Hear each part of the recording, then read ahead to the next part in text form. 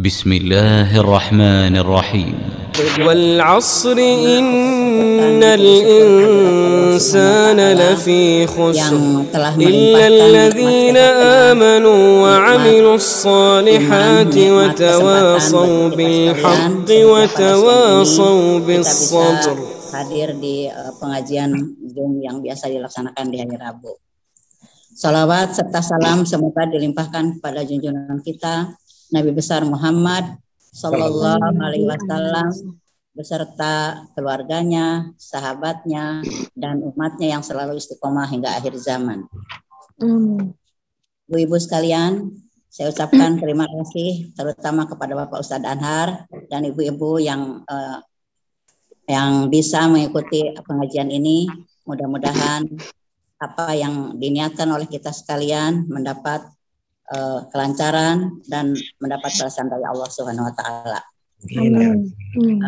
Saya bacakan ini Pak Ustadz pada tadi malam kemarin sore grup kita Ibu Endang Suwarto telah wafat di Rumah Sakit Puri. Ibu Endang Suwarto yang dulu pernah kecopetan pas di masjid itu Pak Ustadz mau masuk ke masjid ya itu kemarin wafat sore di Rumah Sakit Puri. Nanti mudah-mudahan sebelum penutupan mengaji kita doakan. Juga anggota kita ada yang sakit. Ibu Titin suaminya di Rumah Sakit Pertamina, putranya juga sakit. Ibu Yaya juga putranya sakit. Jadi nanti kita sebelum akhir bisa kita doakan sama-sama.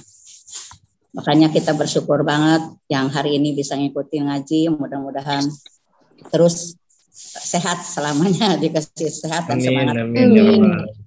Saya bacakan ini ada hadis sedikit ya. Allahumma anfa'ni ma'alam tani wa alimni ma yanfa'ni wa zidni ilma. Ya Allah, berilah manfaat atas apa yang Engkau ajarkan kepadaku. Ajarilah aku hal-hal yang bermanfaat bagiku dan tambahkanlah aku ilmu. Hadis riwayat Tirmizi. Itulah ibu-ibu, mudah-mudahan apa yang akan kita laksanakan hari ini mendapat ridha dari Allah. Maka kita awali dengan sama-sama dengan ucapan basmalah bersama. Bismillahirrahmanirrahim. Yang Rabu yang lalu Pak Ustadz telah menyampaikan tafsir dari surat Al-Maidah ayat 27 sampai 31 mengenai isinya adalah kisah tentang pembunuhan pertama yang terjadi di atas bumi itu, pembunuhan atas Qabil ya, yang dilakukan oleh Qabil. Dan Pak Ustadz membahas kemarin mengenai nafsu ya, nafsu lawamah, nafsu amarah, dan nafsu mutmainnah. Nah ibu-ibu, kadang-kadang kita ya itu terjangkit nafsu yang lawamah lah, amarah. Maunya kita terus mutmainah terus ya Pak Ustadz ya. Kadang-kadang aja kita ada mutmainahnya, tapi seringnya gitulah masih suka ngedumel, kurang ikhlas, dan kadang-kadang kita ada timbul kesalnya juga. Ya mudah-mudahan dengan sering ikutnya pengajian kita dibimbing terus supaya kita bisa dalam keadaan bisa mengendalikan diri untuk tidak keluar dari jalur ya. Walaupun kita agak marah juga. Baiklah, kita baca dengan doa untuk belajar ya Bu ya. Robbi zidni ilma sekarang waktu dan tempat yang akan diisi oleh Bapak Ustadz, saya persilahkan kepada Bapak Ustadz Anhar. Bismillahirrahmanirrahim. Assalamualaikum warahmatullahi wabarakatuh. Waalaikumsalam. Alhamdulillah wa syukurillah wala haula wala quwata illa billah. Asyhadu an la ilaha illallah wahdahu la syarikalah wa asyhadu anna Muhammadan abduhu wa rasuluh. Allahumma shalli wa sallim wa barik ala Muhammadin wa ala alihi wa ashabihi wa manittaba'a hudahu wa mawalah. Subhanaka la ilma lana illa ma 'allamtana innaka antal alimul hakim. Allahumma anfa'na bima 'allamtana wa 'allimna ma yanfa'una wa zidna ilma. Allahumma inna nas'aluka ilman nafi'an wa rizqan thayyiban wa amalan mutaqabbala. Akhwati fillah, azanillahu wa iyyakum. Alhamdulillah, puji syukur selalu dan senantiasa kita panjatkan kepada Allah Subhanahu wa taala. Salawat dan salam pada nabinya Muhammad sallallahu alaihi wasallam, keluarganya, para sahabatnya, dan siapa saja yang mengikutinya hingga yaumul qiyamah.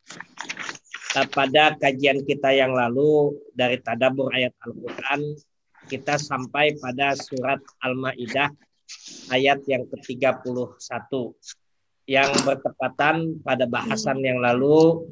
Kita telah membahas tentang kisah Qabil dan Habil, di mana dari kisah itulah kemudian Allah Subhanahu wa taala melanjutkan kisah pengorbanan itu pada acara atau ibadah yang disebut dengan udhiyah.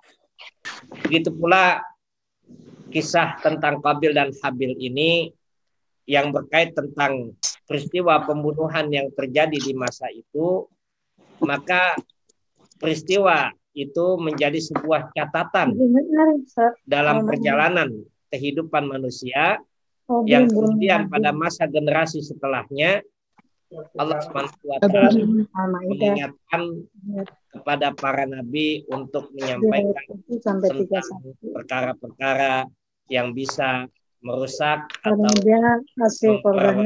jelek atau memperburuk keadaan bagi kehidupan manusia, dan perkara itu adalah peristiwa pembunuhan.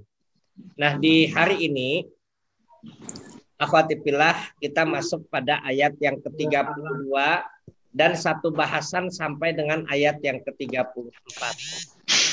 Bahasan ayat ini Allah Ta'ala sebutkan kepada kita pada ayat yang pertama, a'udzubillahi minasyaitonirrajim, min ajli dzalika katabna ala bani Israil.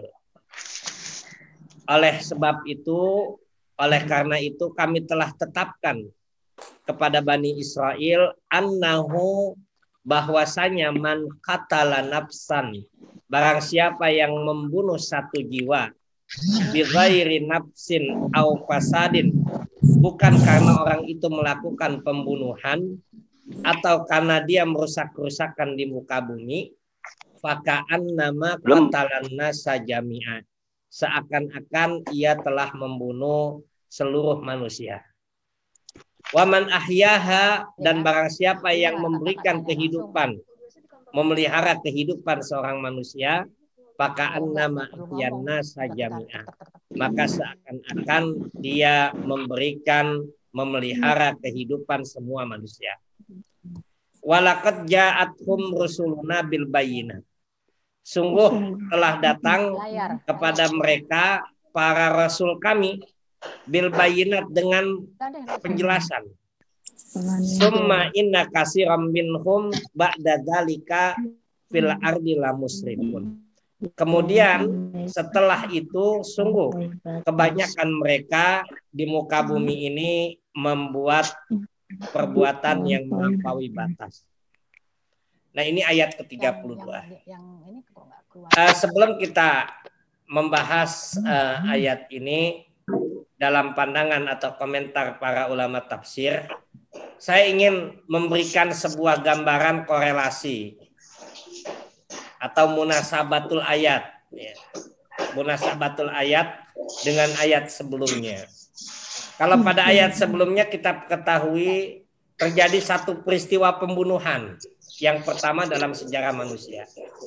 Maka akibat peristiwa yang telah terjadi pada manusia itu, maka Allah membuat sebuah ketetapan tentang hukum pembunuhan yang dilakukan oleh generasi setelahnya. Jadi ada ketetapan yang Allah buat. Gitu. Nah, inilah ayat itu Allah turunkan di dalam surat ini, menceritakan kepada kita bahwa ketetapan tentang hukum membunuh itu adalah satu perkara yang besar Allah sampaikan kepada Bani Israel. Allah sampaikan kepada kita di dalam ayat 32 ini, min adli dzalika katabna ala Bani Israel. Karena itu kata Allah Subhanahu wa taala, karena peristiwa pembunuhan itu telah terjadi, karena peristiwa pembunuhan itu memberikan dampak yang sangat jelek bagi kehidupan. Kata Allah Subhanahu wa taala, "Dzalika katabna ala bani Israil." Maka kami tetapkan, kataba itu artinya menulis. Hukum asalnya itu kataba itu adalah menulis. Lalu kemudian kataba itu menjadi sebuah arti ketetapan Allah Subhanahu wa taala. Min ajli dzalika, karena itulah kami telah tetapkan kepada Bani Israel. Kami telah tuliskan menjadi sebuah ketetapan kepada Bani Israel. Siapa Bani Israel itu? Bani Israel itu adalah keturunan Nabi Yakub alaihissalam.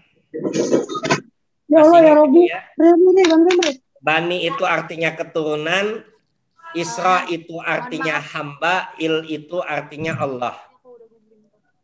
Jadi dari bahasa Ibrani lalu kemudian masuk ke dalam bahasa Al-Quran atau bahasa Arab.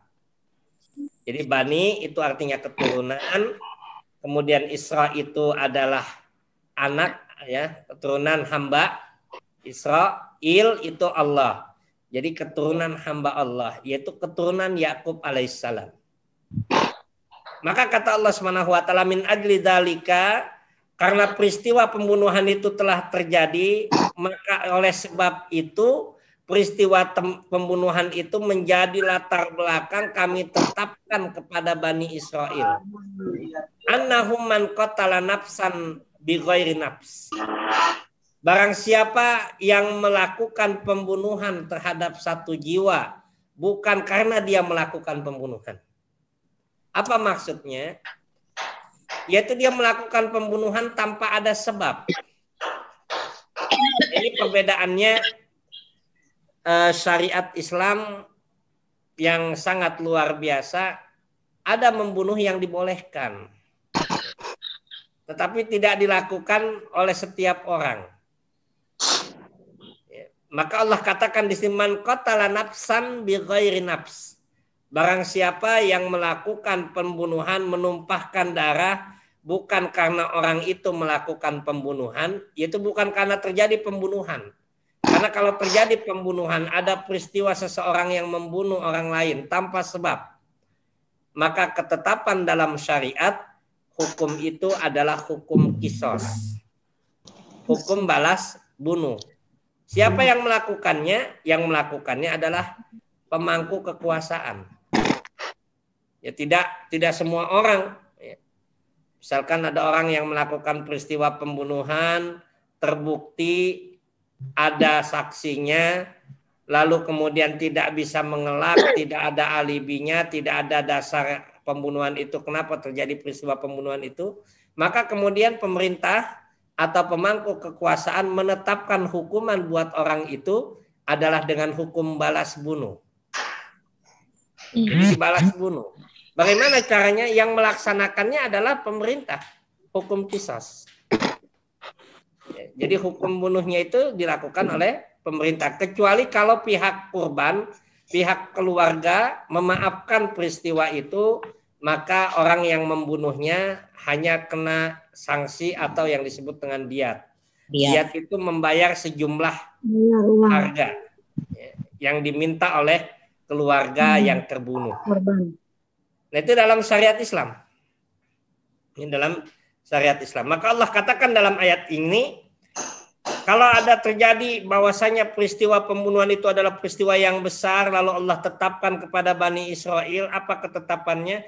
Barang siapa yang membunuh satu jiwa tanpa sebab, bukan karena dia melakukan pembunuhan, au fasadin, atau karena sebab dia melakukan kerusakan di muka bumi. Kalau ada orang yang membuat kerusakan di muka bumi, maka dalam syariat itu boleh nanti ada hukuman terberatnya adalah hukuman bunuh, hukuman mati. Kalau dia membuat kerusakan, ya, huru-hara, melakukan teror dan sebagainya, maka hukuman terberat yang dilakukan itu adalah dengan hukuman mati. Maka kalau ada orang yang melakukan pembunuhan karena sebab ini, yang melakukan kisosnya itu adalah pemangku kekuasaan. Tapi kalau ada orang yang dia membunuh tanpa sebab, Apa kata Allah Subhanahu wa taala? Faka'annama qatalan nafsa jami'a. Maka seakan-akan ia membunuh manusia seluruhnya. Ini bahasa Al-Qur'an ini. Sangat luar biasa bahasa Al-Qur'an. Barang siapa yang melakukan satu pembunuhan, maka seakan-akan dia telah membunuh satu manusia, seluruh manusia. Dan barang siapa waman ahyan nas. Barang siapa yang telah memberikan kehidupan kepada satu orang, maka dia bagaikan menghidupkan atau memberikan kehidupan kepada seluruh manusia. Ini bahasa Al-Qur'an yang sangat luar biasa, Ibu. Bahasa Al-Qur'an yang sangat luar biasa. Apa artinya? Menunjukkan yang pertama bahwa peristiwa pembunuhan itu adalah perkara yang besar. Yang kedua, bahwasanya pembunuhan yang terjadi itu dikategorikan, dianggap sebagai orang yang melakukan pembunuhan kepada seluruh manusia. Apa maknanya? Karena itu bisa merusak tatanan kehidupan. Kalau peristiwa pembunuhan itu, dia bisa menghilangkan nasab, kemudian dia bisa menimbulkan dendam, dia bisa menimbulkan kejahatan-kejahatan yang berikutnya. Nah ini pembunuhan. Maka kata Allah Subhanahu wa taala, "Faka'annama qatalan nasa jami'a." Dia bagaikan membunuh banyak orang. Tetapi siapa yang memberikan kehidupan kepada seseorang, maka sepertinya dia bagaikan memberikan kehidupan kepada seluruh manusia. Ini bahasa yang sangat luar biasa yang Allah sampaikan kepada kita. Lalu kemudian Allah sampaikan, "Faman walaqad ja'athum rusuluna bil bayyinat." Dan sungguh telah kami datangkan kepada mereka para rasul kami dengan membawa penjelasan. Apa al-bayyinat itu? Al-bayyinat itu dikatakan oleh para ulama tafsir, maknanya kata al-bayyinat itu adalah keterangan dasar yang berlandaskan kepada dalil. Itu bayinat. Ustaz, bentar Ustaz, maaf. Ya, bayinat itu penjelasan yang nyata. Ya, maka ada surat Al-Bayyinah itu dalam Al-Quran ya. Surat Al-Bayyinah itu awalnya apa tuh? Lam yakunil ladina kafaru min ahlil kitabi wal musyrikin munfakina hatta ta'tiyahumul bayyinah. Bayyinah itu apa? Penjelasan yang jelas, yang nyata, yang terang. Yang tidak akan lagi bisa mengelak. Baik secara logika maupun secara rasa, baik secara empiris ataupun tidak, itu tidak bisa ditolak. Itu al-bayyinat. Jadi kata al-bayyinat itu, dan Allah sampaikan kepada kita walaqad ja'ahum, dan sungguh telah kami datangkan kepada mereka laqad ja'athum, kami datangkan kepada mereka rusuluna, para rasul kami bil bayyinat, dengan keterangan, dengan penjelasan yang jelas.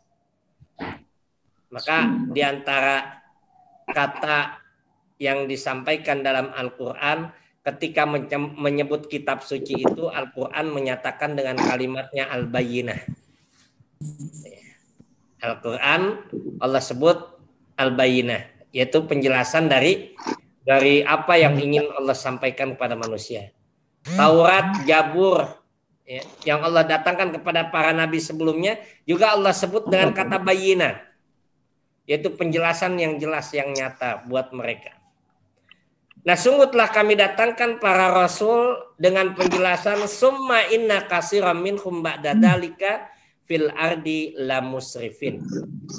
Dan sungguh kemudian setelah itu kebanyakan di antara mereka membuat kerusakan dan melampaui batas di muka bumi.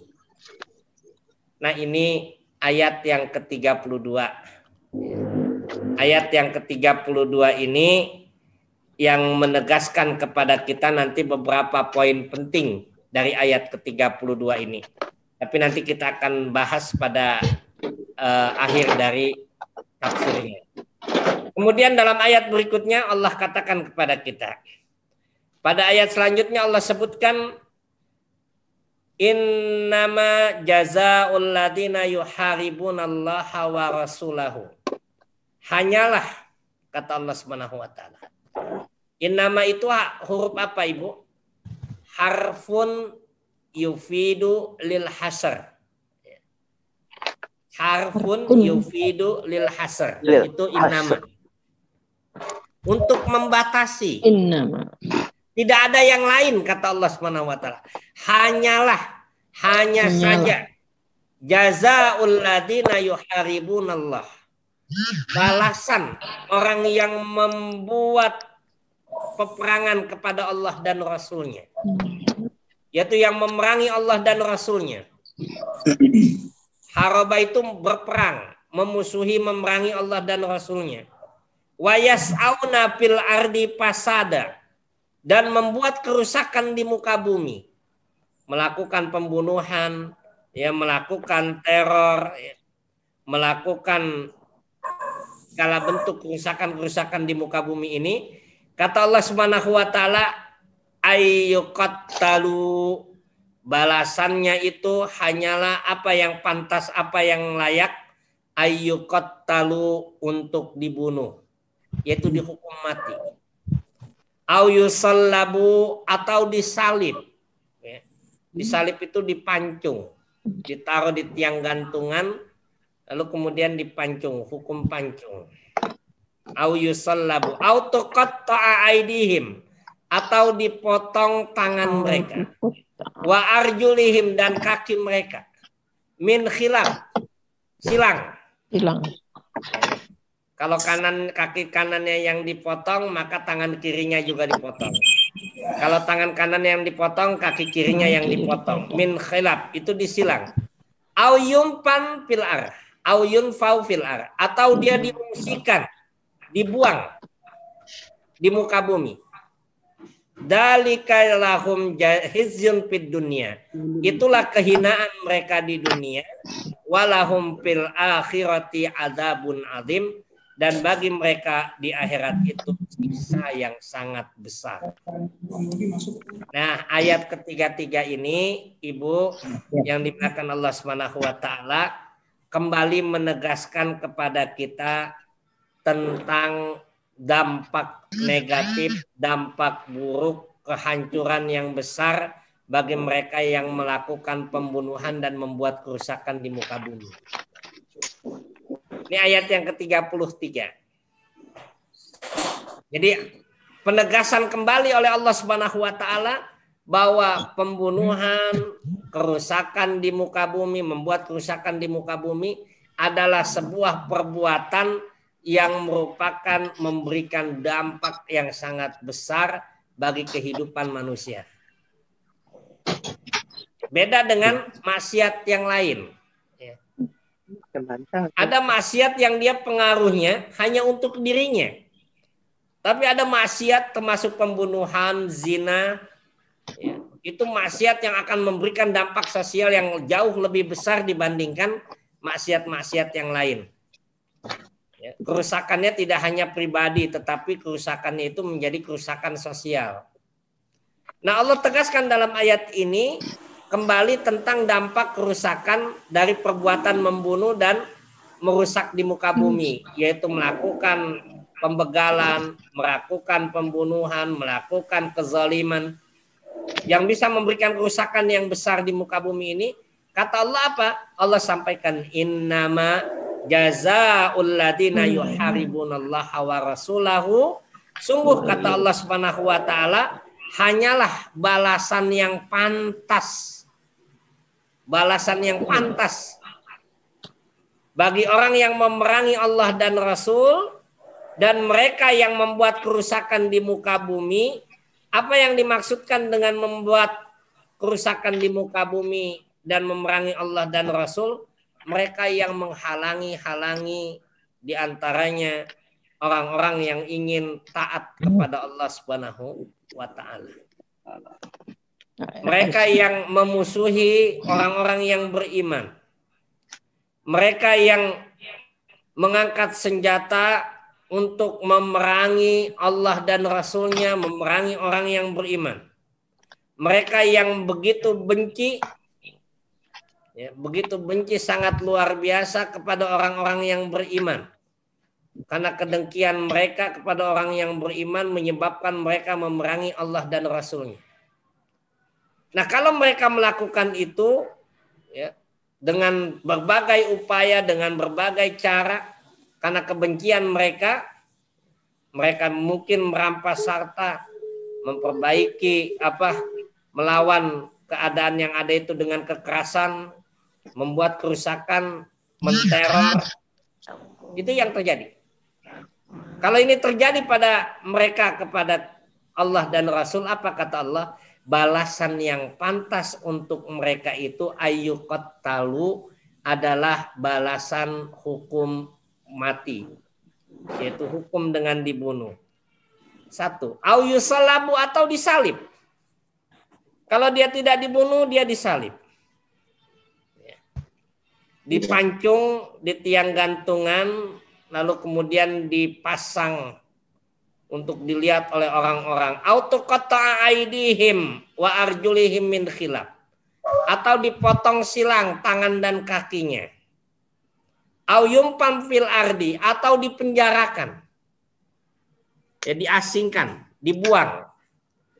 Nah, ini beberapa hukum bagi mereka yang memerangi Allah dan Rasul-Nya, bagi mereka yang merusak dan membuat kerusakan di muka bumi, memerangi orang-orang yang beriman. Allah sebutkan kepada kita yang pertama adalah hukum mati. Kalau dia tidak dihukum mati, ada yang lebih ringan sedikit. Disalib, dipancung ya, di tiang gantungan. Ada yang lebih ringan lagi kalau dia tidak dipancung di tiang gantungan tadi itu. Ada yang lebih ringan lagi. Apa itu? Antuqatta'a aidihim. Dipotong tangan dan kakinya bersilang. Kanan tangannya, kiri kakinya, kanan tangannya. Begitu sebaliknya. Auyun fil ardi. Kalau tidak itu bisa juga dia dihukum dengan dibuang di tempat lain atau dipenjarakan.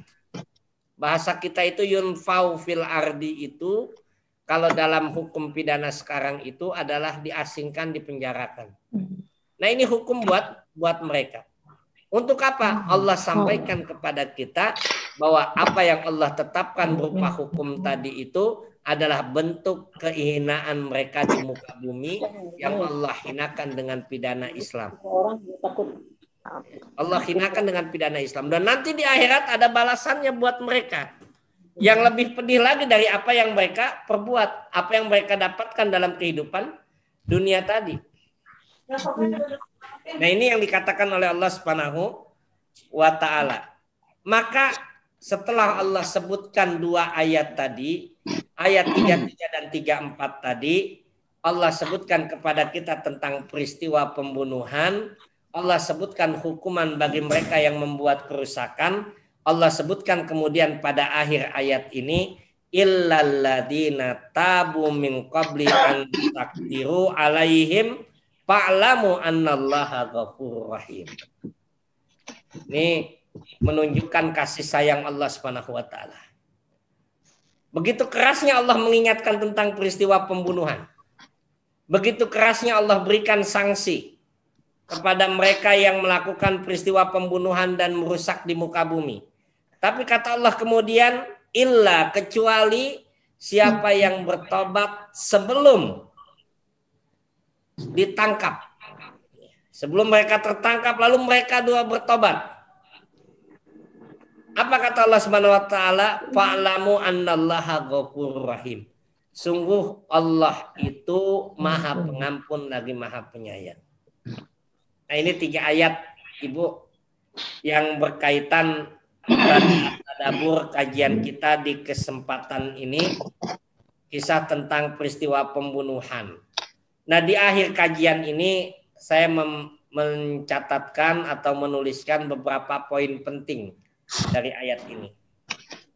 Ya, beberapa poin penting dari ayat ini. Yang pertama, poin penting dari ayat ini, Surat Al-Maidah ayat 32 sampai dengan 34 ini mengajarkan untuk kita menjaga kehidupan dan menghindarkan diri dari tindak kekerasan. Maka tidak ada Islam yang fundamentalis yang ekstremis ya. Islam tidak ada mengajarkan kekerasan. Justru Islam memberikan kehidupan. Ya, melarang membunuh itu. Ya, ada orang yang membunuh dengan terorisme, misalkan dengan bom, dengan apa, Islam menolak. Karena sama dengan membunuh seluruh manusia. Jadi ini ayat yang merupakan bantahan bagi orang yang masih menuduh umat Islam itu keras, teroris. Ya. Apalagi kalau sampai berjenggot. Ini kebetulan saya berjenggot. Ya. Jadi teroris dianggap yang seperti itu. Tidak ada. Ya. Karena Islam membantah itu. Jangankan membunuh orang, banyak orang, satu orang melakukan pembunuhan satu orang saja, menghilangkan satu jiwa saja, itu dianggap bagaikan membunuh seluruh manusia, menunjukkan dosa yang sangat besar. Maka ayat ini menganjurkan atau mengajarkan kepada kita untuk menjaga kehidupan dan menghindarkan diri dari kerusakan. Nanti ada kaidah fikihnya Ibu, darul mafasid muqaddamun alal jalbil masalih. Begitu hebatnya Islam itu mengajarkan kita untuk menjauhkan diri dari kerusakan itu, sampai mengambil manfaat saja itu lebih baik ditinggalkan kalau seandainya ketemu dengan hal yang bisa membawa kerusakan, maka ada manfaatnya ditinggalkan. Darul mafasid muqaddamun ala jalbil masalih. Meninggalkan yang rusak itu lebih didahulukan daripada mengambil manfaat. Nanti banyak contoh pada kaidah fikih ini. Ini Islam mengajarkan kita untuk menghindarkan diri dari kerusakan dan kekerasan. Yang kedua, kaidah ayat ini Ibu, bahwa ayat ini mengajarkan kepada kita besarnya dosa pembunuhan. Dosa pembunuhan. Sangat besar, luar biasa.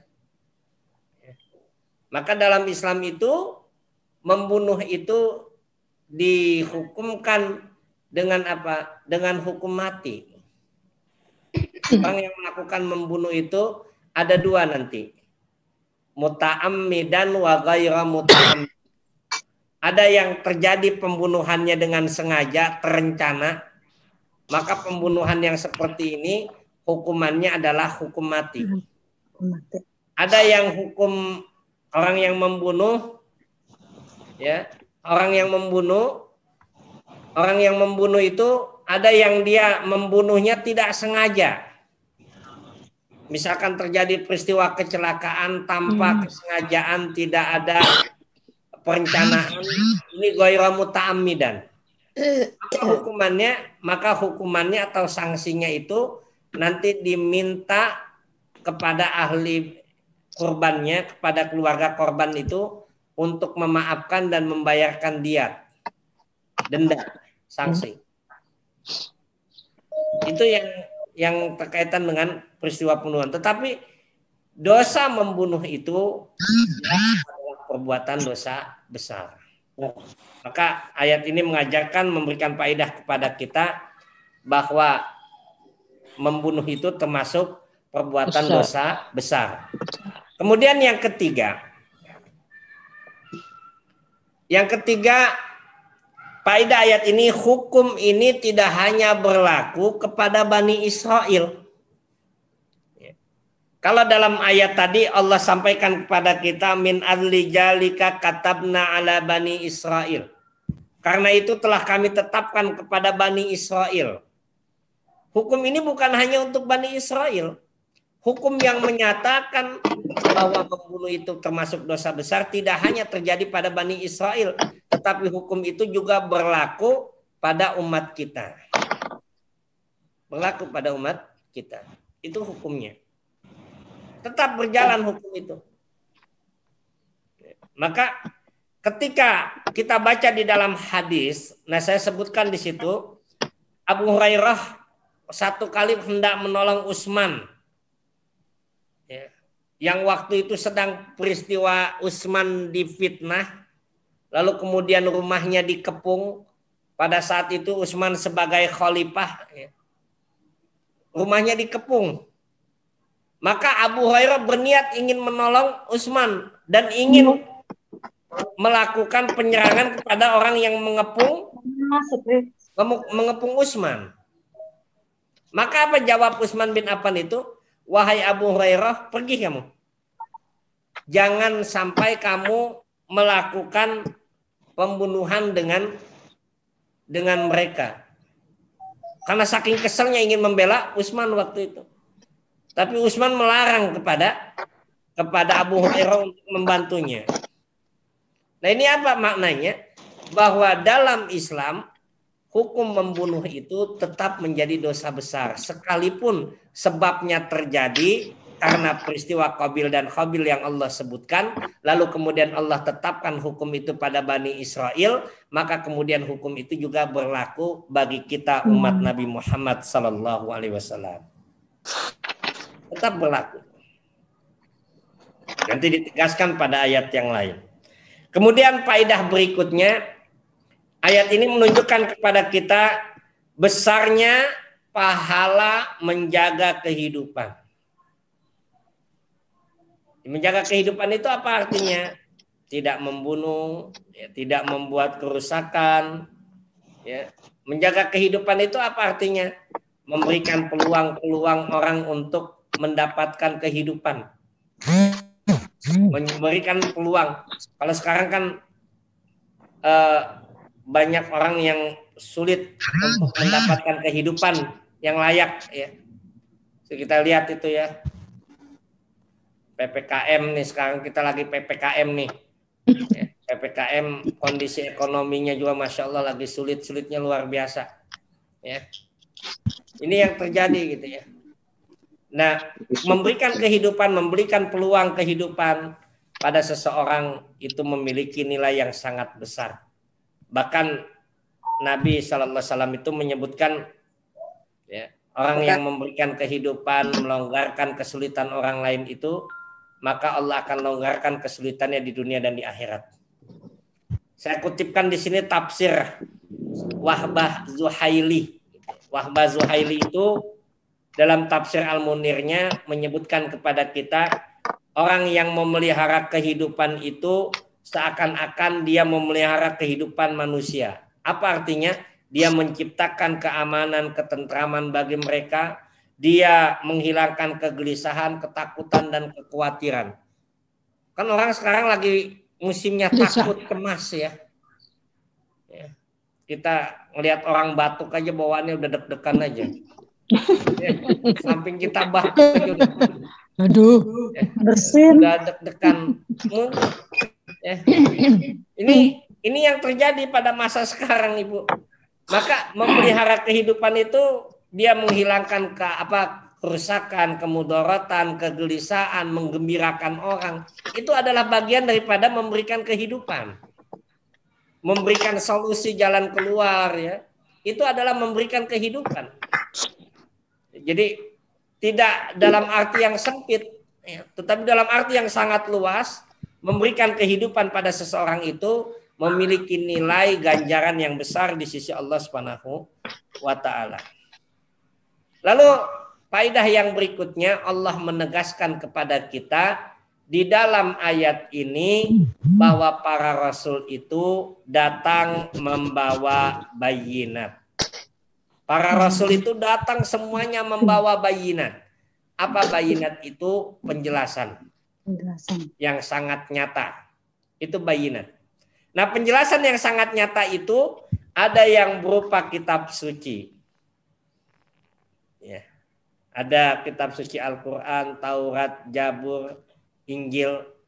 Ada yang berupa suhuf, lembaran-lembaran kitab suci yang tidak dibukukan. Itu yang disebut dengan suhuf. Nah, itu bayinat. Bayinat. Maka semua para rasul itu ada wahyu yang disampaikan. Nah, itulah bayinat. Maka Allah tegaskan dalam ayat ini bahwa semua para rasul Allah datangkan dengan membawa bayinat. Apa bayinat itu? Bukti-bukti, hujah, keterangan yang jelas dan gamblang. Tidak samar-samar. Tidak ragu-ragu, tidak abu-abu ya. Tidak abu-abu ya. Kalau sekarang kan musimnya hoax gitu ya. Jadi kan kalau bayinat Al-Qur'an tuh nggak ada yang abu-abu ya. Kalau kita baca Al-Qur'an itu Ibu nggak ada yang abu-abu. Semuanya jelas. Kata Nabi itu kan al-haramu bayyin, al-halalu bayyinu wal haramu bayyin. Yang halal itu udah jelas, yang haram itu sudah jelas. Bahkan tentang peristiwa gaib pun ya apa yang akan terjadi, peristiwa setelah kematian Allah sebutkan dalam Al-Qur'an juga. Sangat jelas. Bahkan peristiwa fitnah Dajjal juga dijelaskan oleh Nabi SAW. Nah itu bayinat, ya bayinat yang gamblang dan jelas, tidak ada hal yang meragukan bagi kita tentang penjelasan yang dibawa oleh para rasul. Kemudian yang berikutnya, faedah ayat ini, bahwa ayat ini memberikan kecaman dan hinaan kepada Bani Israel. Ayat yang kemarin-kemarin dalam surat Al-Maidah, dalam surat An-Nisa, bahkan dalam surat Al-Baqarah yang kita kaji, maka kita akan melihat betapa banyak Allah Subhanahu wa taala memberikan hinaan dan kecaman kepada Bani Israel. Kenapa Allah hina mereka? Kenapa Allah kecam mereka? Karena mereka banyak melakukan pelanggaran. Ini yang dilakukan oleh mereka. Dan pelanggaran Bani Israel dulu, kaumnya Nabi Musa, kaumnya Nabi Isa alaihissalam itu terjadi juga sampai kepada kaum Nabi Muhammad SAW, seperti pengkhianatan Bani Qainuqa dan Bani Quraizah. Bani Qainuqa dan Bani Quraizah itu serta Bani Nadir itu adalah keturunan Yahudi dulu yang tinggal di kota Madinah. Jadi pembangkangan mereka itu sangat luar biasa, turun-temurun, bahkan sampai sekarang. Sisa-sisa Bani Israel itu banyak sekarang yang tinggal di Palestina itu. Yang dulu pembangkangan kepada para nabi. Jadi kisah itu terus berlanjut. Ibu-ibu yang dimuliakan Allah Subhanahu wa taala, apa yang ingin Allah sampaikan dengan peristiwa pelanggaran Bani Israel dan celaan yang Allah berikan, hinaan yang Allah berikan kepada Bani Israel? Allah ingin mengisyaratkan kepada kita bahwa perilaku Yahudi itu sudah tercatat dalam sejarah. Perilaku Bani Israel. Maka nggak ada harapan. Apa mau kita berdamai nggak mungkin itu. Mau kita berbuat baik sulit itu. Karena memang sejarah udah mencatat. Sudah sejarah mencatat itu. Mulai dari bagaimana perjalanan Bani Israel, kaum Nabi Musa, Nabi Isa, bahkan sampai kepada Nabi Muhammad SAW, dan sampai sekarang ya, Bani Israel itu melakukan pembangkangan terus terhadap perjanjian, kesepakatan, membuat tindakan kejahatan. Nah, salah satu bukti sampai sekarang itu yang belum selesai diantaranya adalah Palestina itu ya. Itu menjadi bukti kita bahwa Bani Israel itu melakukan pembangkangan itu terus menerus. Nah ini akhwati fillah, ibu-ibu yang dimuliakan Allah Subhanahu wa taala, tadabbur kita pada kesempatan ini ayat 32 sampai dengan 34 ya. Nah tadi ini sudah dirangkum oleh Bu Yeti nih, terima kasih itu ya, tentang poin penting dari bahasan kita pada kesempatan ini. Dan mudah-mudahan ada manfaatnya. Tapi tadi juga saya sudah kirimkan materinya dalam bentuk PDF ya. Ringkasan materi dalam bentuk PDF nanti bisa dimanfaatkan, mudah-mudahan bisa digunakan ya. Nah ini mungkin yang kita kaji pada kesempatan ini. Lebih kurang mohon maaf. Hadanallahu wa iyyakum ajmain. Saya kembalikan kepada moderator, kepada Ibu yang menjadi moderator dan host pada kesempatan ini. Aku qali hada wa astagfirullah li walakum. Dipersilakan Ibu.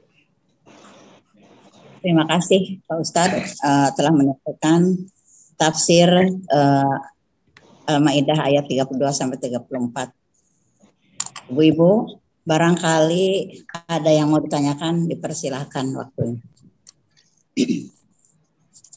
Silakan.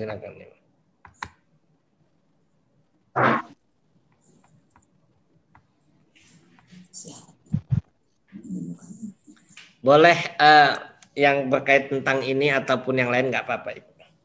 Ya, silakan. Asal nanyanya jangan yang susah-susah. Kalau yang susah-susah nanti nggak bisa dijawab. Silakan, Ibu. Saya mau bertanya tapi di luar tema, Ustadz. Boleh, Bu Nina, silakan. Terima kasih, Ustadz. Assalamualaikum warahmatullahi wabarakatuh. Waalaikumsalam. Ada dua pertanyaan, Ustadz. Yang pertama, saya pernah baca pada sujud terakhir waktu sholat ya, Ustadz. Pada sujud terakhir itu katanya kita tidak boleh membaca ayat suci. Kan ada doa setelah kita membaca subhanallah. Kita katanya tidak boleh membaca ayat Al-Quran di dalam doa di sujud terakhir. Betul nggak, Ustadz? Itu satu. Kemudian yang kedua, saya juga pernah terima dari grup itu ada zikir subhanallah wa hamdihi subhanallahil azim astagfirullah sebanyak 100 kali sebelum sholat subuh, tapi setelah qobliyatan. Sebelum sholat subuh setelah qobliyah. Gitu ya? Ya, terus satu lagi Ustadz, tambahlah untuk korban. Kalau seandainya katanya sih kan untuk orang tua boleh ya Ustadz, orang tua yang sudah tidak ada. Tapi bagaimana dengan kalau misalnya kita juga mengalihkan korban yang untuk orang tua itu ke keluarga lain yang du'afa? Itu mana yang manfaatnya yang lebih baik? Apakah kita tetap berkorban untuk atas nama almarhum almarhumah atau kita serahkan ke du'afa, keluarga kerabat kita yang dekat? Terima kasih Ustaz. Bismillah wassalatu wassalamu ala Rasulillah. Langsung saya jawab ya, Ibu En, mohon izin. Ya, silakan. Yang pertama doa sujud terakhir tidak boleh membaca ayat Al-Qur'an. Saya ingin sampaikan satu larangan membaca ayat Al-Qur'an dalam ruku dan sujud itu disebutkan di dalam hadis Nabi. Ya. Jadi kata Nabi SAW, la taqra'ul Qur'an. Jangan kalian membaca Al-Quran ketika ruku dan sujud. Nah, itu larangannya. Lalu bagaimana tentang doa yang dibaca? Bukan hanya sujud terakhir itu ya. Pokoknya ruku dan sujud tidak boleh baca ayat Al-Quran. Nah, kalau ada orang yang keliru, tahu-tahu lupa dia baca ayat Al-Quran, Bismillahirrahmanirrahim, Alhamdulillahirabbil alamin, dia pikir tadi takbirnya takbiratul ihram misalkan. Bagaimana itu? Nah, itu sebagian ulama menyatakan hukumnya dia batal sholatnya, atau sebagian lagi mengatakan tidak membatalkan sholat tetapi merusak sholatnya.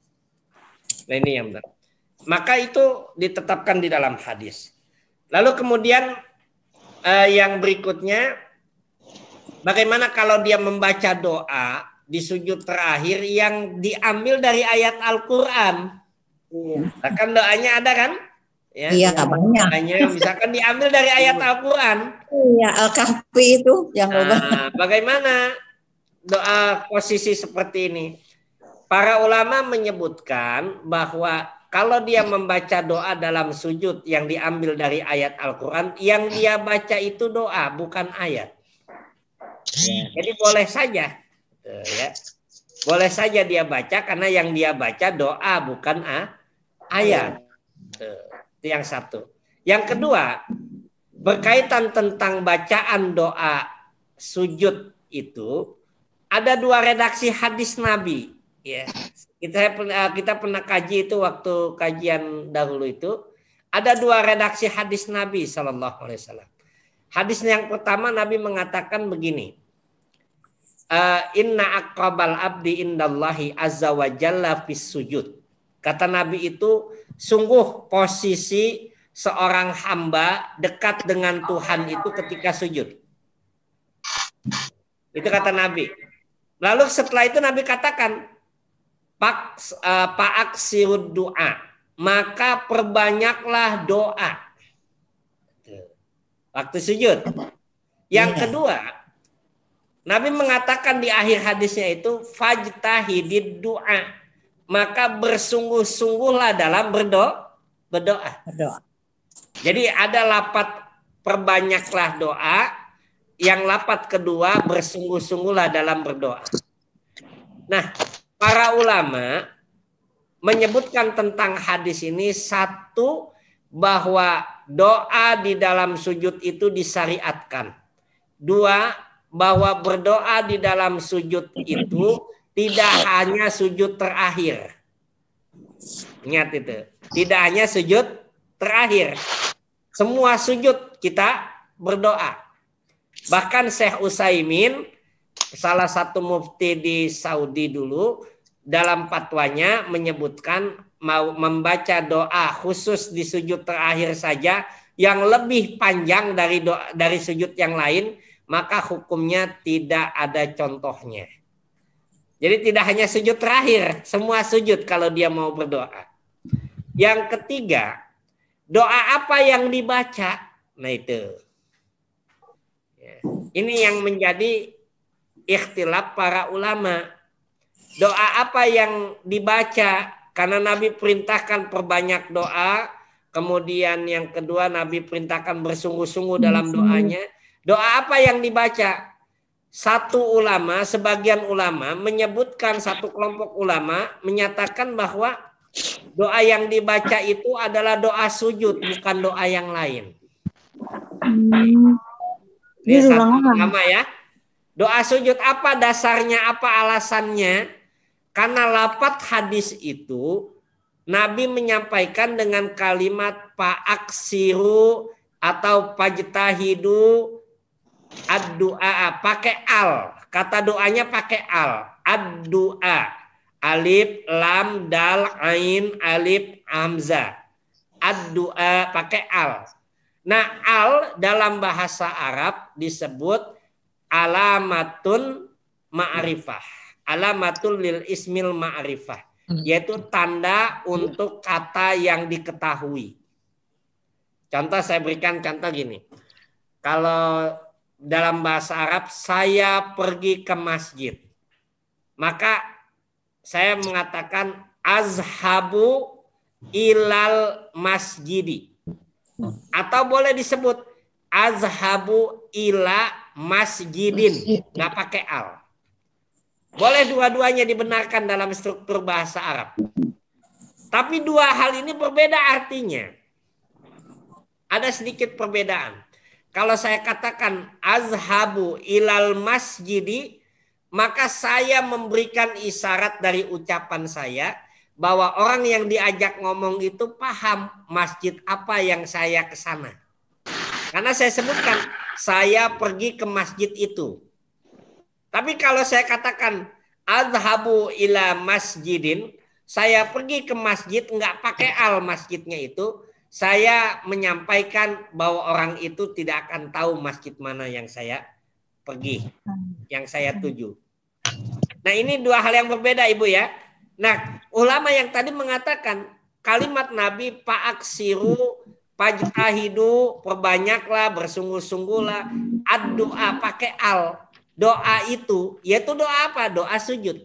Tidak doa yang lain. Maka doa sujud itu sangat banyak yang dicontohkan oleh Nabi. Sangat banyak doa sujud itu. Ada apa aja doa sujud itu? Subhana rabbiyal a'la. Terus apa lagi? Subhanallah wa bihamdihi. Terus apa lagi? Subuhun kudusun rabbul malaikati waruh. Terus apa lagi? Banyak doa sujud itu. Ya. Nah, kalau kita nggak perbanyak, boleh kita bersungguh-sungguh bacanya seperbanyak itu saja yang dibaca, tidak yang lain. Menurut sebagian ulama. Nah, sebagian ulama yang lain menyatakan boleh kita perbanyak doa apa saja ketika kita sujud akhir. Yang seringnya sujud terutama sujud akhir. Karena ada hadis artinya miladun karahmatan itu Pak Ustadz. Ya, Allahumma apa? Robbana atina miladun karahmatan wa hilana min amrina rasada yang hilana min amrina rasada itu ya surat Al-Kahfi. Atau ada lagi. Ya Allahumma inna ala dzikrika wa syukrika wa husni ibadatik misalkan. Apakah boleh membaca doa itu? Sebagian ulama membolehkan dengan alasan redaksi hadis itu menyuruh kita untuk memperbanyak doa. Tapi wallahu taala alam. Nah, ini perbedaan pendapat para ulama. Saya pribadi lebih condong melihat teks hadis itu bahwa doa yang dibaca itu doa sujud saja. Karena kalimat al-nya itu yang menyebabkan saya tidak mau baca yang lain. Gitu ya. Kalau saya pribadi gitu ya. Tapi memang ada pendapat perbedaan para ulama itu. Tapi saya pribadi ketika melihat kalimat hadis itu ada al, ya sudah yang Nabi suruh itu perbanyak doanya doa sujud. Bukan doa yang lain. Cuman kita kadang-kadang kan kagak puas ya. Nah, itu masalahnya kadang-kadang ya. Kalau Nabi menyatakan isyaratnya itu doanya. Ya wallahu taala alam. Itu yang kedua subhanallah wa bihamdi tadi ada doa atau zikir yang dibaca sebelum sholat subuh setelah qabliyah. Wallahu taala alam, mohon maaf saya belum mendapatkan hadisnya. Tapi nanti akan saya lihat, mudah-mudahan ada. Kita akan tunda dulu pertanyaannya, kalau ketemu nanti hadisnya Ibu Nina nanti bisa dikirim ke saya buat kita periksa ya. Yang kedua tadi kurban dan untuk orang tua atau kita alihkan pada doa apa? Atau kalau mau pertanyaannya lebih diperluas, bagaimana kurban di masa pandemi? Ya. Ya kan kurban kita kan ada kurban terus udah gitu ada memberikan kebutuhan santunan sosial kepada orang di masa pandemi ini kan sangat dibutuhkan. Betul. Sekarang terus terang aja Ibu luar biasa masa-masa ini masa sulit. Ya. Sangat sulit sekali. Ya. Orang bayangkan saja Grab yang biasanya penghasilan 50.000, 100.000, sekarang bisa penghasilannya 5 juta. Karena motornya dia jual. Bisa aja bapaknya. Jadi yang dari 50.000, 100.000 sehari itu sekarang 5 juta dia punya penghasilan. Kenapa? Karena motornya dia jual, dia nggak nge-Grab lagi, nggak ada penumpangnya. Itu kondisi terjadi dan itu realitas yang ada sekarang ini. Saya gambarkan misalkan di sekolah kami itu hampir biaya SPP siswa itu yang masuk itu 30% sampai 40%. Jauh sekali gitu. Dengan kondisi yang ada itu. Kalau kita mau potong gaji guru bisa demo semua guru kalau kita potong gajinya. Gajinya dari mana itu? Alhamdulillah. Ya ada aja Bu. Jadi kita ada subsidi silang dari amal usaha yang lain. Kebetulan rumah sakit kita sekarang sudah mencukupi. Bisa memberikan bantuan gitu ya. Jadi ini kita sulit. Kondisi sekarang sulit. Nah, bagaimana hukumnya kurban di masa pandemi? Jawaban yang terbaik yang wallahu taala alam ini yang saya ambil dari komentar beberapa para ulama bahwa ibadah kurban memiliki keutamaan khusus.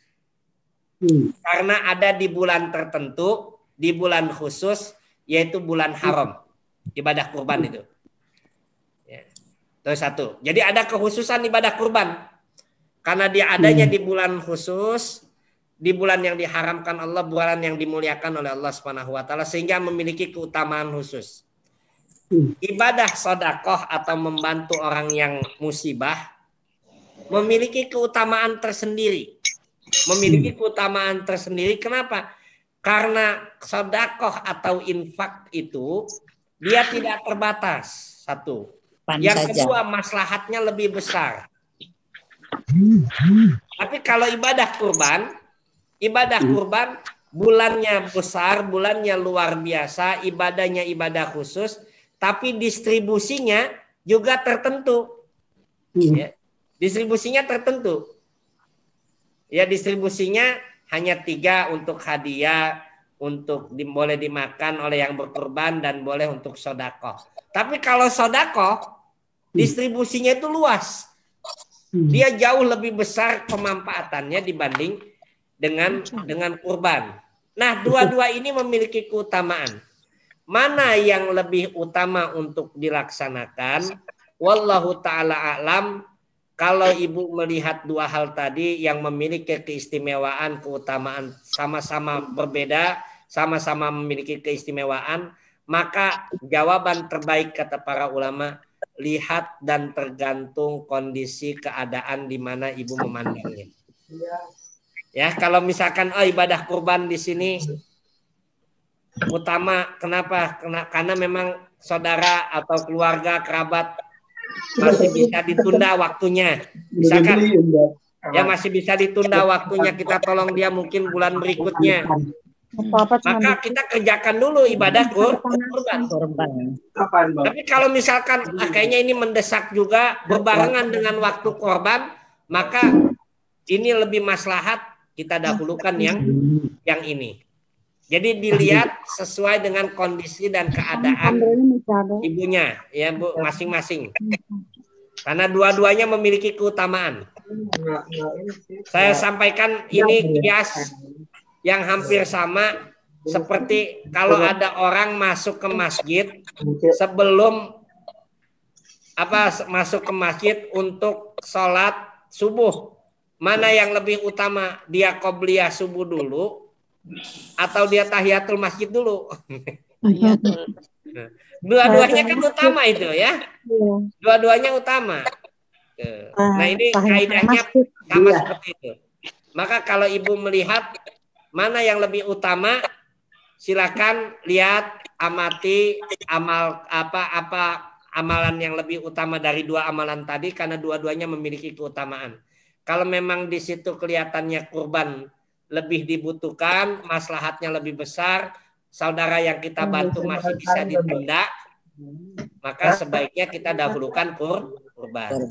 Nah, tapi kalau seandainya maslahatnya kepada saudara itu lebih dibutuhkan dan tidak bisa ditunda waktunya, maka lebih baik kita dahulukan membantu saudara.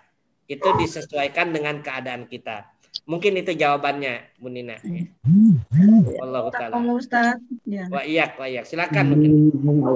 Silakan ibu-ibu yang lain, barangkali ada yang mau ditanyakan. Bu Hilda, Bu Tati, biasanya Bu Tati. Bisa-bisa. Bu Nini, boleh Bu Nini. Maaf Ustaz Anhar, tadi saya keklik Bapak jadi host. Jadi saya nggak bisa memute ibu-ibu tadi dalam Ustaz ceramah tadi. Saya kekliknya Ustaznya host bukan co-host, salah tadi. Monggo siap. Iya.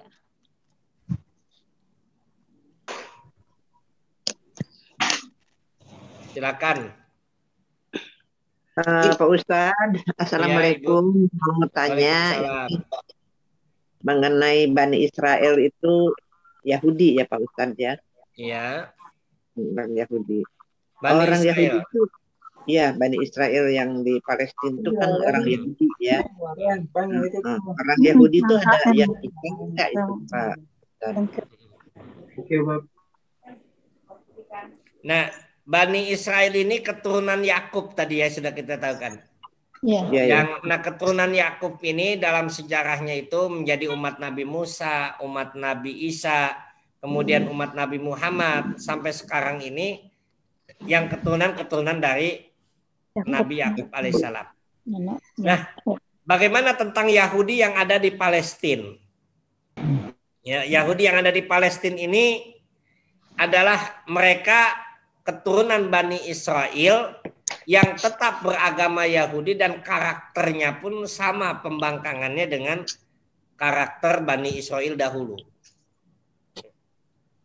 Bahkan kalau ibu mau tahu bagaimana mereka menghalalkan pembunuhan, bagi mereka itu darah orang Yahudi, satu orang Yahudi itu lebih berharga dibandingkan darah 1000 orang Muslim. Jadi bagi mereka itu sombongnya darah Muslim berharga. Jadi satu orang Yahudi yang terluka itu bagi mereka sama dengan 1000 orang Muslim. Menghargai nyawa orang ya. Iya. Ini karakter mereka yang terjadi. Jadi memang sampai sekarang terus ngeyelnya mereka itu terus Ibu. Ya, wallahu taala alam. Silakan mungkin. Pak Ustadz mau tanya lagi, itu sebetulnya Palestina itu apa negaranya ya? Itu kan bukan punya Yahudi kan, bukan punya orang Israel gitu. Bukan. Karena mereka tadinya kan mau mengungsi aja kan ke sana tuh. Menyerobot gitu ya. Terus menjajah. Kalau orang Palestina yang asli itu atau orang Arab atau orang mana itu yang tinggal di sana? Iya. Apa orang Yahudi atau Israel itu menjajah bangsa Palestina. Palestina itu bangsa yang merdeka. Kalau ditanya Palestina ini bangsa apa yang ada di bangsa Palestina yang dulu kita baca dalam sejarah, bangsa Palestina itu akar sejarahnya itu adalah wilayah kekuasaan Nabi Sulaiman alaihissalam. Bahkan sampai masuk pada wilayah kekuasaan yang sangat besar pada Fir'aun. Dan kemudian baca sebelumnya lagi, mereka yang terdampar di situ adalah negara atau bangsanya para nabi, itu Palestina. Jadi para nabi banyak dilahirkan dari sana. Itu yang kita baca. Nah, kenapa orang Yahudi begitu ngotot untuk menjajah bangsa Palestina? Mereka memiliki keyakinan dari kitab, bukan kitab Taurat atau Injilnya, tetapi mereka mengambil keyakinan dari kitab mereka bahwa Palestina itu adalah tanah yang dijanjikan oleh Tuhan. Jadi itu tanah yang dijanjikan oleh Tuhan, itulah Palestina. Untuk mereka. Nah, itulah yang untuk mereka. Dulu kan mereka terombang-ambing selama 40 tahun. Dalam sejarah kemarin itu dalam surat Al-Maidah. Ya, mereka terombang-ambing 40 tahun, lalu kemudian mereka berkelana dan mereka menganggap bahwa Palestina itu adalah tanah yang dijanjikan oleh Tuhan dan di situ ada Haikal Sulaiman. Itu keyakinan mereka. Wallahu taala alam. Jadi sebetulnya gimana? Tuhan menjanjikan juga itu Palestina untuk orang Yahudi, Pak Ustadz. Ya. Nah, tinggal membuktikan saja klaim mereka atau benar atau tidak. Ternyata klaim mereka tidak benar. Tidak ada catatan sejarah yang mereka tudingkan. Satu. Jadi nggak ada catatan sejarahnya, bukti ilmiahnya nggak ada. Mereka bikin aja. Jadi ketika proses perdamaian pun ketika ditanya mana bukti ilmiahnya tidak ada. Mereka mengatakan Haikal Sulaiman ada di situ di Baitul Maqdis, maka mereka menggali terowongan sampai sekarang pun nggak ada apa yang mereka sebutkan itu. Jadi hayalan mereka untuk menguasai bangsa Palestina. Wallahu ta'ala. Kasihan ya orang Palestinanya ya. Iya, iya Bu, kasihan ya, Masya Allah. Luar biasa. Ya. Terima kasih Pak Ustadz. Ya, sama-sama. Itu Pak Ustadz ini. Ya. Balik ke tadi yang doa sujud. Ya, saya kan biasa itu di sujud terakhir suka baca yang Robbana atina min ladunka rahmah, terus Robbana hab lana min ladunka sholah. Tambah lagi kan yang Allahumma inni as'aluka bi husnil khotimah, ya muqallibal qulub yang itu. Jadi berarti setelah mendengarkan penjelasan ini yang lebih tepat macam-macam doa sujud itu yang dibaca gitu, Pak Ustadz. Ya, silakan aja Ibu. Kalau saya pribadi gitu. Tapi kalau Ibu tetap mengamalkan yang sudah diamalkan oleh Ibu, itu juga ada dalil yang membenarkannya. Jadi nggak masalah gitu ya? Nggak masalah itu, nggak masalah ya, nggak masalah ya. Jadi, cuman kalau saya pribadi mengamati ini kayaknya lebih pas itu. Oh, gitu ya. Tapi kalau misalkan Ibu udah mengamalkan itu silakan. Maka Imam An-Nawawi Ad-Dimashqi itu dalam kitab Al-Asqarnya beliau lebih mensunnahkan untuk memperbanyak doa sebelum salam. Bukan ketika sujud. Kalau di sujud itu baca doa sujud aja, tapi sebelum salam itu diperbanyak doanya. Kata beliau, apa dalilnya? Nabi mengatakan karena Nabi sallallahu alaihi wasallam adalah Nabi sallallahu alaihi wasallam sebagaimana beberapa riwayat aksaru pidu'ai piduburis salat. Nabi itu banyak membaca doa ketika di ujung salat. Jadi itu kata Imam Nawawi, sunnah bagi kita untuk memperbanyak doa sebelum salam. Nah, setelah salam kita tinggal berzikir. Tidak perlu membaca doa lagi, tapi kita kadang-kadang nggak puas baca doa lagi, nggak apa-apa, silakan. Ya pakai bahasa Indonesia boleh. Bahasa Indonesia. Nggak apa-apa ya, silakan. Dibolehkan itu. Allah taala alam. Makasih. Ya, siap. Pak Ustadz. Kalau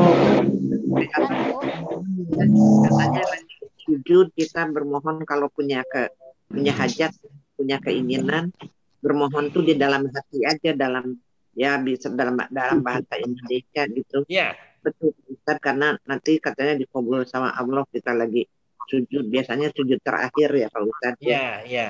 Ya itu kan yang menjadikan kita ingin banyak berdoa itu karena doanya itu ya kata Nabi itu sujud terakhir itu dekat dengan hamba, Allah akan jawab doa orang yang sujud ya. Ketika dia sujud terakhir terutama. Coba. Enggak usah diucapkan ya Pak doa Ustaz. Sujud kita apa yang kita baca coba? Subhanakallahumma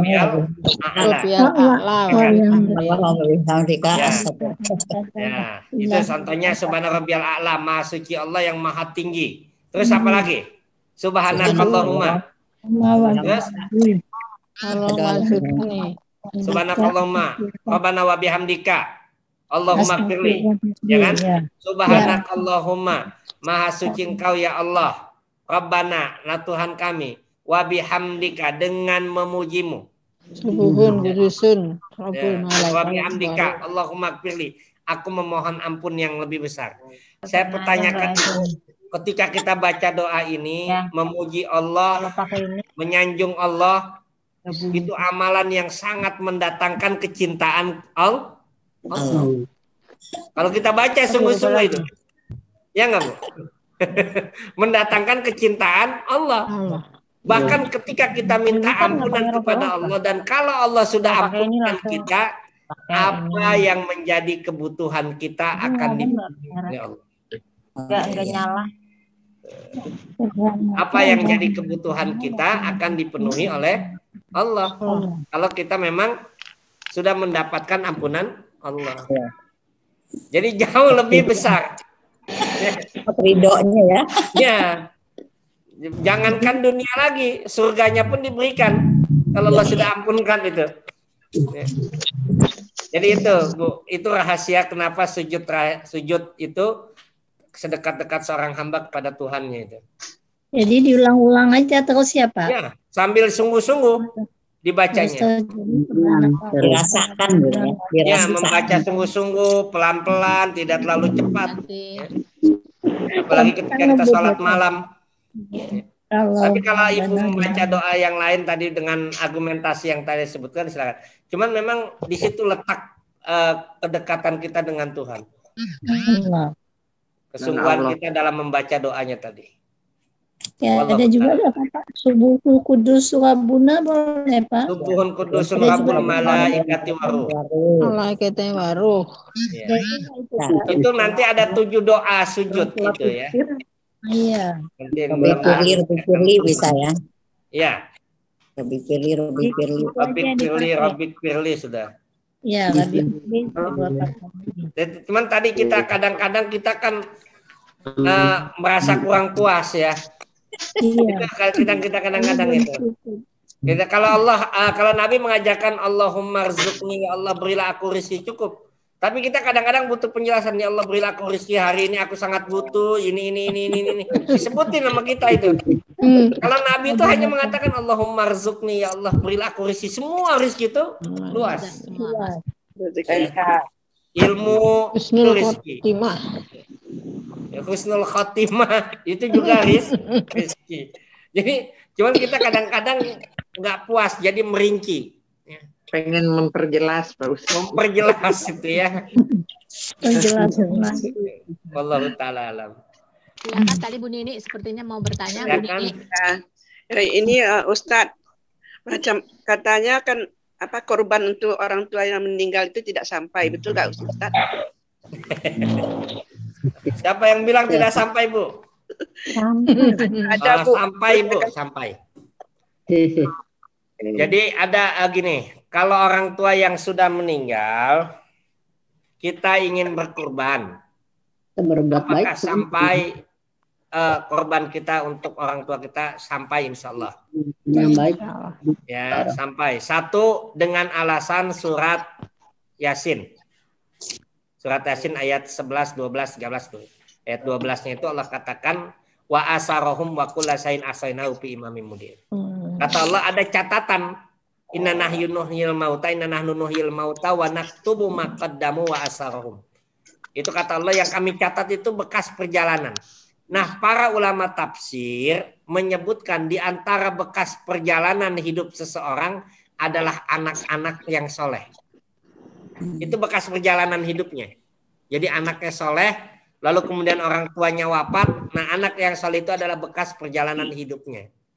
Setiap amal soleh yang dilakukan oleh si anak tadi, dia akan mendapatkan bagian dari apa yang dulu dia wariskan jadi perjalanan hidupnya tadi.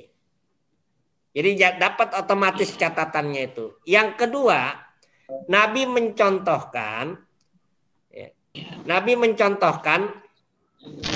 bahwa ketika beliau berkurban itu beliau mengatakan hada udhiyatun min Muhammadin wa ahlihi wa ummatihi. Kata Nabi itu ini korbannya Muhammad, korban keluarganya, dan umatnya yang belum berkorban. Keluarga Nabi pada saat itu siapa? Yang sudah meninggal, istri beliau dan sebagainya. Maka sampaikah kita ketika kita berkorban, ini korban saya dan keluarga saya. Itu sunnah, boleh kita katakan. Ini korban saya dan orang tua saya. Orang tua kita sudah meninggal. Maka dia diserikatkan dalam pahalanya. Dia mendapat bagian dari niat korban dan perbuatan korban yang kita lakukan. Jadi itu Bu ya, insya Allah sampai. Cuman yang diperselisihkan para ulama itu mengkhususkan kurban untuk si mayit. Nah, apakah boleh atau tidak itu yang menjadi masalah fikih. Misalkan ini korban almarhum orang tua saya, itu yang jadi masalah fikih. Tapi kalau misalkan dia berkorban saya dan ibu saya, yang berkorban dia, tapi ibunya digabungkan dalam pahala dan itu dibolehkan. Jelas Ibu ya? Ya Bu, ya Ustaz, terima kasih Ustaz. Nah, alhamdulillah. Ustaz mau tanya Pak Ustaz. Ya, Ibu Samsia silakan. Assalamualaikum warahmatullahi wabarakatuh. Waalaikumsalam warahmatullahi wabarakatuh. Saya dengar kalau kita berkurban itu sama dengan memotong sombongan diri kita, memotong egois kita. Gitu. Mohon penjelasan Pak Ustadz, bagaimana maksudnya? Itu diantara hikmah dari berkurban. Menghilangkan egoisme kita, tanda kita bersyukur, ya, menghilangkan sifat manusia kita, ya, kemanusiaan kita yang suka suka dengan harta dan sebagainya. Itu tanda hikmah. Jadi bukan hukum. Ya, ada bedanya Bu antara hukum dengan hikmah. Ya. Kalau hukum itu sesuatu yang tidak bisa berubah. Kalau hikmah itu sesuatu yang kita cari dari kandungan hukum. Itu hikmah. Jadi hikmah dari ibadah kurban adalah rasa syukur kepada Allah. Hikmah dari ibadah kurban memotong kesombongan kita, ya, bahwa harta itu bukan milik kita, adalah milik Allah. Membangun jiwa sosial itu hikmah. Tapi hukumnya korban itu adalah sunnah muakkad, sunnah yang dianjurkan. Ya Bu ya, itu hikmah. Oke. Ya, mudah-mudahan bisa memberikan manfaat. Assalamualaikum warahmatullahi wabarakatuh. Oke, Ibu-ibu, udah cukup apa ada yang masih mau bertanya lagi? Ya, jangan dihabisin pertanyaannya Ibu. Ya, Bu. Kalau dihabisin nanti nggak mau ngaji lagi nanti. Kalau udah cukup, marilah kita untuk pengajian ini supaya Pak Ustadz doa untuk yang tadi saya sebutkan ya, untuk almarhumah Ibu Haji Endang Suwarto, untuk kesembuhan teman-teman kita yang sekarang masih pada sakit itu Pak Ustadz, biar Pak Ustadz mungkin doa dulu sekalian. Amin, insyaallah mudah-mudahan. Maaf Ustadz, saya juga ingin kerelaan hati ibu-ibu dan juga Ustadz mimpin doa untuk ponakan kami yang baru meninggal tadi malam, Arif Munandar bin Dasril. Ya, Arif Munandar. Ya. Terima kasih Ustadz, terima kasih ibu-ibu semua ya. Baik ibu-ibu, kita tutup dulu dengan doa ya ibu ya. Pak Musnadik juga di opname Pak. Pak Musnadik juga di opname Pak, yang Bapak pernah ketemu di rumah tantenya saya. Pak Musnadik COVID juga Pak. Iya, di rumah sakit POM dia sekarang. Iya, lagi di opname COVID juga. Ya mudah-mudahan Allah berikan kebaikan kesembuhan pada mereka Bu ya. Baik, kita doakan mereka Bu dengan hati yang ikhlas, dan mudah-mudahan di majelis ilmu, majelis Quran, majelis zikir yang Allah sebutkan pada kita merupakan majelis di antara majelis yang mudah bagi kita untuk dijabah doa kita kepada Allah Subhanahu wa taala. Kita memohon kepada Allah Subhanahu wa taala dengan mengawali dengan membaca suratul Fatihah. A'udzubillahi minasyaitonirrajim. Bismillahirrahmanirrahim. Alhamdulillahirabbil alamin, arrahmanirrahim, maliki yaumiddin. Iyyaka na'budu wa iyyaka nasta'in. Ihdinas siratal mustaqim. Siratal ladzina an'amta 'alaihim ghairil maghdubi 'alaihim waladdallin. Amin ya rabbal alamin. Astagfirullahaladzim, astagfirullahaladzim, astagfirullahaladzim. Falakal hamdu ya ma'bud, ya Rabbana lakal hamdu wa lakas syukru wa lakal mulk. Kama yanbaghi li jalali wajhikal azimi wa karimi sultanik. Allahumma inna nas'alukal huda wat tuqa wal afafa wal ghina wa ziyadatan fil ilmi wa barakatan fil rizqi wa taubatan qablal maut wa rahmatan indal maut wa maghfiratan ba'dal maut. Allahumma hawwin alaina bis sakratil maut wa najata minan nari wal afafa indal hisab. Allahumma ahsin akibatana fil umuri kulliha wa ajirna min khizyid dunya wa adzabil akhirah. Allahumma qsim lana min khasyatika ma tahulu bihi bainana wa baina ma'asiyatik wa min ta'atika ma tuballighuna biha jannatak wa minal yaqini ma tuhawwinu bihi alaina masaibad dunya wa mat'ana bi asma'ina wa absarina wa quwwatina ma ahyaitana waj'alhul warisa minna waj'al sa'rana ala man zalamana wansurna ala man adana wala taj'al musibadana fi dinina wala taj'al dunya akbar hammina wala mablagha ilmina wala tusallit alaina man la yarhamna. Allahumma la tada' lana dzanban illa ghafarta. Ya Allah ya Tuhan kami, tidaklah Engkau tinggalkan di antara kami yang berdosa melainkan telah Engkau berikan ampunan. Wala hamman illa farajtah, dan tidaklah kedukaan kesulitan yang ada pada kami melainkan Kau telah bebaskan. Wala dainan illa qadaitah, dan tidak ada di antara kami yang memiliki hutang melainkan telah Kau lunaskan. Wala hajatan min hawaijid dunya wal akhirah illa qadaitah ya arhamar rahimin, dan tidak ada kebutuhan keinginan dari kehidupan dunia dan akhirat kami melainkan Engkau penuhi kami ya Allah ya Rahman ya Rahim. Rabbana atina fid dunya hasanah wa fil akhirati hasanah wa qina adzabannar. Wa sallallahu ala nabiyyina Muhammadin sallallahu alaihi wasallam. Subhana rabbika rabbil izzati amma yasifun wa salamun alal mursalin walhamdulillahi rabbil alamin. Alhamdulillah. Terima kasih Ustaz, terima kasih. Terima kasih Pak Ustaz. Pak Ustaz, terima kasih. Alhamdulillah. Sehat terus Ibu ya. Amin amin ya rabbal alamin. Terima kasih Pak Ustaz. Jaga stamina, jaga kesehatan. Ya. Kita kebaikan Kualitas.